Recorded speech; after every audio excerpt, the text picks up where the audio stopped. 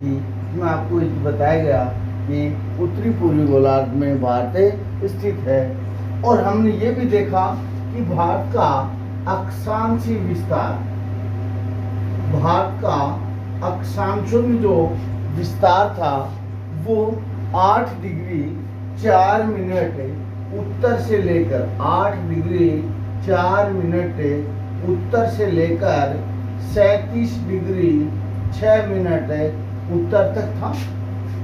और ये विस्तार जो 8 डिग्री 4 मिनट का विस्तार है, ये कहाँ से हुआ था, ये भी हमने पढ़ा था कि ये विस्तार अपने ये कि तमिलनाडु राज्य के, ये कहाँ का, ये कि तमिलनाडु राज्य का जो भारत का अंतिम छोर माना जाता है दक्षिण में, उसके ये कि कन्याकुमारी से आरंभ हुआ था, कन्याकुमारी से आरंभ हुआ था। और 37 डिग्री 6 मिनट जो कि भारत का सबसे उत्तरतम बिंदु माना जाता है, अर्थात उत्तरी छोर माना जाता है। यहाँ पर भारत के ये कि लद्दाख जो क्षेत्र है, उस लद्दाख क्षेत्र के, भारत के लद्दाख क्षेत्र के इंदिरा कोल तक विस्तृत था, इंदिरा कोल तक विस्तृत था। अब हम, ये तो भारत का अक्षांश विस्तार हुआ, जबकि देशांतरी विस्तार कहाँ से, यहाँ से और यहाँ तक ये अरुणाचल प्रदेश तक विस्तृत है। और ये विस्तार जो था भारत के ये कि गुजरात राज्य से लेकर के, गुजरात, भारत के गुजरात राज्य से लेकर के और अरुणाचल तक विस्तृत था, गुजरात से अरुणाचल तक विस्तृत था। और ये कि गुजरात के गौरमाता क्षेत्र से, गुजरात का जो अंतिम बिंदु है वो गौरमाता माना गया है, जो भारत का एक सबसे एक पश्चिमी बिंदु माना जाता है वो गौरमाता है। जबकि भारत का सबसे पूर्वी जो बिंदु है वो किबिथु को माना गया है। और ये भारत का विस्तार जो था ये 68 डिग्री 7 मिनट पूर्व से लेकर के और 97 डिग्री 25 मिनट पूर्व के मध्य विस्तृत है, हमने बात की। और अब भारत की लंबाई एवं चौड़ाई की भी हम बात करेंगे, लेकिन इससे पहले हम और बता दें कि भारत का ये जो बिंदु था, दक्षिण का जो बिंदु था 8 डिग्री 4 मिनट उत्तर जो था, भारत का विस्तार इसके दक्षिण में भी है।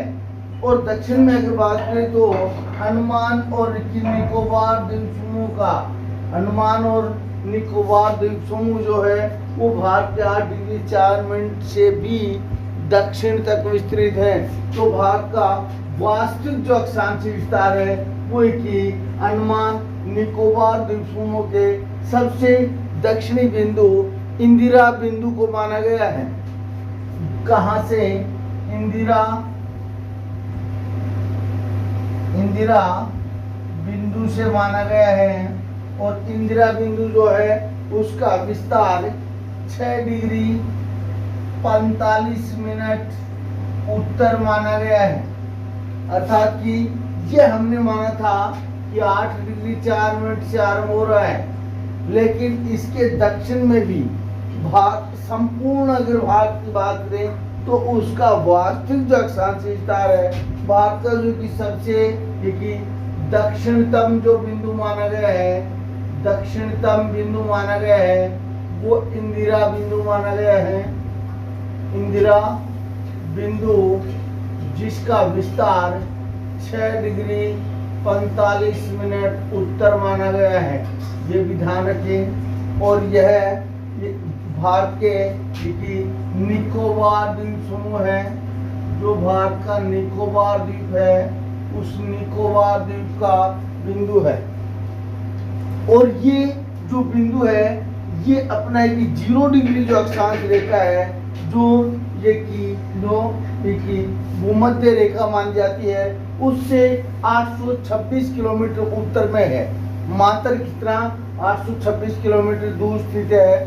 तो ये भारत का अक्षांशीय देशांतरी विस्तार हो गया। अब दूसरी बात आती है भारत का मानने की किस समय यमोत्तर माना गया है, और वो भी आपको बताया था। वो मानक समय यमोत्तर भारत के 5 राज्यों से जाता है। 82 डिग्री 30 मिनट पूर्व वो भारत का मानक समय यमोत्तर माना गया है, और इससे संपूर्ण भारत का समय ज्ञात किया जाता है। और इसी कारण ही कि अरुणाचल और कि गुजरात के समय में कि 2 घंटे का अंतर होने के बावजूद, यहाँ इतना अंतर होने के बावजूद भी संपूर्ण भारतीय की वॉच जो है वो एक ही समय दिखाती हैं।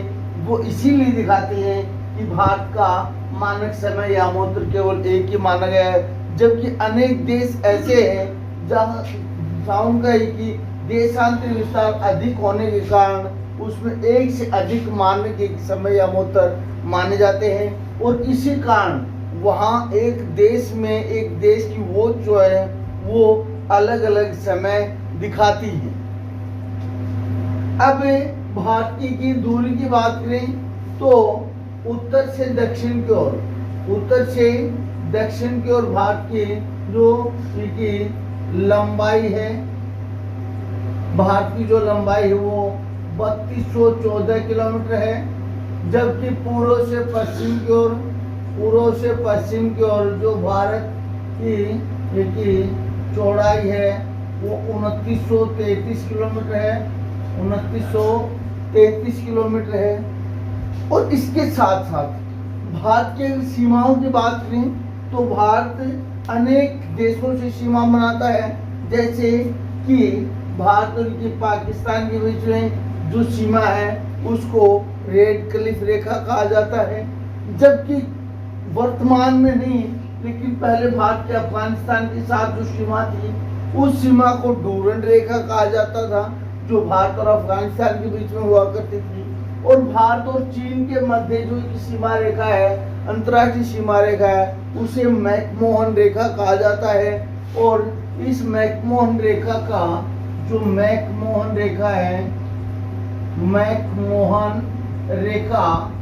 जो कि भारत और चीन के मध्य है, इस रेखा का निर्धारण कब किया गया?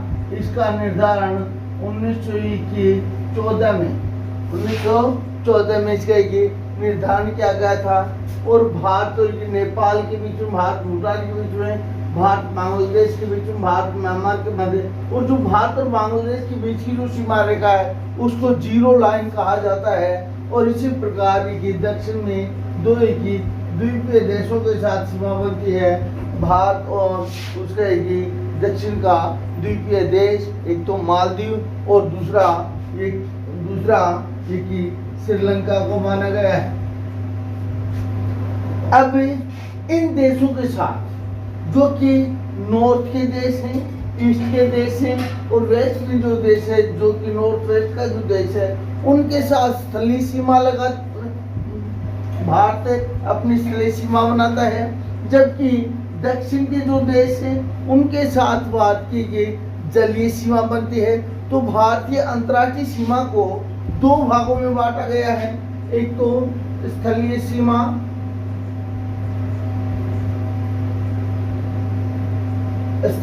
है, और स्थलीय सीमा की अगर के लंबाई की बात करें तो 15,200 किलोमीटर है।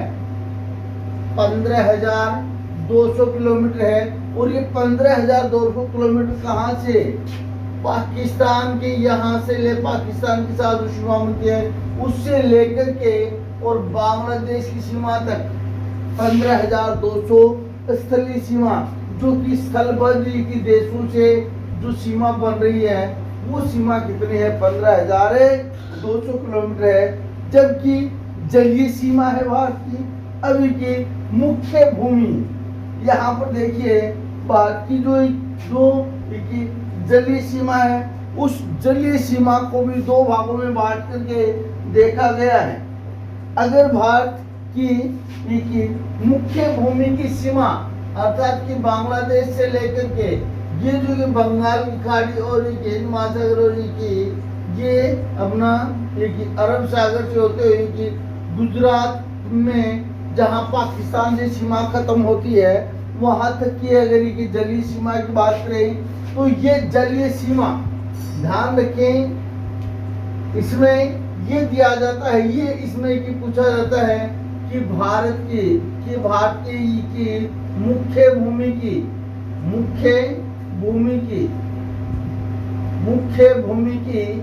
जलीय सीमा अगर आपसे पूछ जाती है तो आपको मात्र 6100 किलोमीटर बतानी है। मात्र कितनी है? 6100 किलोमीटर है, 6100 किलोमीटर। कहां से? जब ये की रेड क्लिफ रेखा है भारत और पाकिस्तान के बीच में, उसके की गुजरात से जहां सीमा खत्म हो रही है वहां से लेकर के जहां बांग्लादेश की जीरो लाइन जहां आरंभ होती है वहां तक के इन राज्यों की जो सीमा है उसको जलीय सीमा को मात्र कितने किलोमीटर है? 6100 किलोमीटर है। लेकिन दूसरी बात एक और आती है, इनके अलावा भी भारत के दो द्वीपीय क्षेत्र हो रहे हैं जो अपनी की जलीय सीमा बनाते हैं, अंडमान और की निकोबार द्वीप समूह और दूसरा लक्षद्वीप समूह है। अंडमान निकोबार और लक्षद्वीप समूह है। अगर अंडमान निकोबार और लक्षद्वीप समूह की सीमा को इस मुख्य भूमि की सीमा में जोड़ दिया जाए उस समय भारत की जो सीमा बनती है वो 7516.6 किलोमीटर बनती है। अभी की संपूर्ण भारत की संपूर्ण जलीय सीमा, संपूर्ण जो की जलीय सीमा है वो मात्र कितनी है? 7516.6 किलोमीटर। और एक आध जगह पर आपको वास्तविक जो सीमा है वो 7516.6 किलोमीटर है, लेकिन कहीं कहीं आपको यह भी देखने को मिलेगा कि 7517 किलोमीटर लिखा हुआ मिलेगा, जो सही नहीं है। एनसीईआरटी के की मुताबिक अगर बात करें तो साफ शब्दों में लिखा गया है कि सीमा 7516.6 किलोमीटर मानी गई है। अंडमान की निकोबार द्वीप समूह और लक्षद्वीप समूह और भारत की ये जो की समुद्री सीमा है, इन सबको जोड़ करके जो सीमा बनेगी वो 7516.6 किलोमीटर बनेगी। तो ये भारत की सीमाओं की बात की।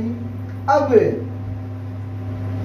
भारत के साथ में अनेकों खाड़ियां भी लगती हैं। उन खाड़ियों में जो सबसे पहली खाड़ी है वो यहाँ पर गुजरात में यहाँ पर कच्छ की खाड़ी है। और यहाँ इस क्षेत्र में जो कि यहाँ है, यहाँ खंबात खाड़ी और यही ऐसा क्षेत्र है जहां पर भारत में ज्वारीय ऊर्जा का उत्पादन किया जाता है, वो खंबात की खाड़ी क्षेत्र से किया जाता है। और यहाँ ध्यान से देखें, जो कि राम सेतु है, उस राम सेतु के यहाँ अगर देखें कि भारत और श्रीलंका के मध्य यहाँ है पाक खाड़ी है। और यहाँ नीचे वाला जो आपको भाग दिखाई दे रहा है इसमें मन्नार खाड़ी, यहाँ पर मन्नार खाड़ी है। और ये जो बीच वाला क्षेत्र है, इस बीच वाले क्षेत्र में पाक, यहाँ पर पाक जल संधि क्षेत्र है, यहाँ पर पाक जल संधि क्षेत्र है। तो ये भारत की कुछ स्थितियों विस्तार संबंधी जानकारी थी। अब हम आगे इसके अलावा इसमें अगर चैनलों की बात करें तो जो मालदीव देश है, मालदीव और भारत का एक लक्षद्वीप का सबसे एक बड़ा द्वीप एक मिनिकॉय द्वीप है। अब एक मिनिकॉय और मालदीव के बीच में एक ही चैनल जो है वो इनके मध्य है। वो चैनल है 8 डिग्री चैनल। 8 डिग्री उत्तरी चैनल जो है वो 8 डिग्री चैनल मालदीव और मिनिकॉय द्वीप को अलग करता है। मिनिकॉय द्वीप जो है वो यहाँ का सबसे बड़ा द्वीप माना गया है। तो ये मिनिकॉय और मालदीव को 8 डिग्री चैनल अलग करता है। और यहाँ अंडमान और की निकोबार द्वीप समूह में भी अनेक चैनल हैं और उनमें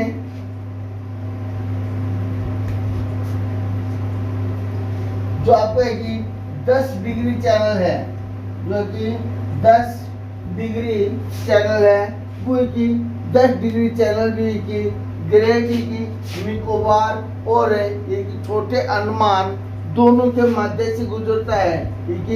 ग्रेट निकोबार और लिटिल अंडमान के मध्य से कौन सा चैनल है, इनको दोनों को 10 डिग्री चैनल द्वारा अलग किया गया है। तो ये हमारा भारत का समय और उसके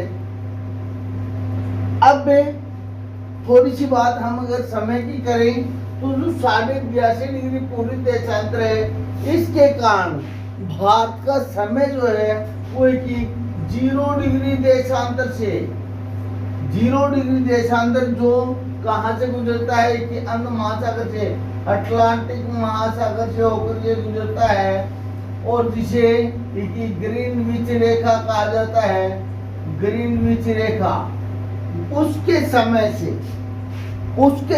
से 5.5 घंटे आगे है। भारत का समय जो है वो ग्रीनविच समय से अर्थात ब्रिटेन का जो समय है उस ब्रिटेन के समय से या लंदन का जो समय है उस लंदन के समय से 5 घंटे 30 मिनट आगे है। 5 घंटे 30 मिनट आगे क्यों आगे है? क्योंकि भारत का 82.5 डिग्री से और 82.5 डिग्री अब के पृथ्वी को अपने अक्ष पर घूमने में अर्थात ये कि सूर्य के सामने से पृथ्वी के एक देशांतर को पार करने में 4 मिनट का समय लगता है और इस 4 मिनट एक देशांतर को पार करने में कि पृथ्वी जो है जो अपना एक सूर्य के सामने जब ऐसे की जाती है तो उसके एक देशांतर को पार करने में 4 मिनट का समय लगता है और 82.5 देशांतरों को जब पार करती है तो उसे 5.5 घंटे का समय लगता है। तो इसी कारण भारत का जो समय है वो 0 डिग्री देशांतर से 5.5 घंटे आगे माना गया है। अच्छा, जय हिंद दोस्तों, आज की क्लास यही समाप्त करते हैं। हम आगे अब भारत के क्षेत्रीय विस्तारों की बात करेंगे, भारत के भौतिक प्रदेशों की बात करेंगे और भारत की मिट्टियां हैं, जलवायु है, सबका अध्ययन करेंगे। और अगर आपको अगर आपको ये क्लास अच्छी लगे तो इसको लाइक और सब्सक्राइब एवं अपने चैनल को शेयर अवश्य करें ताकि अधिक से अधिक लोग इसका लाभ उठा सकें। जय हिंद दोस्तों।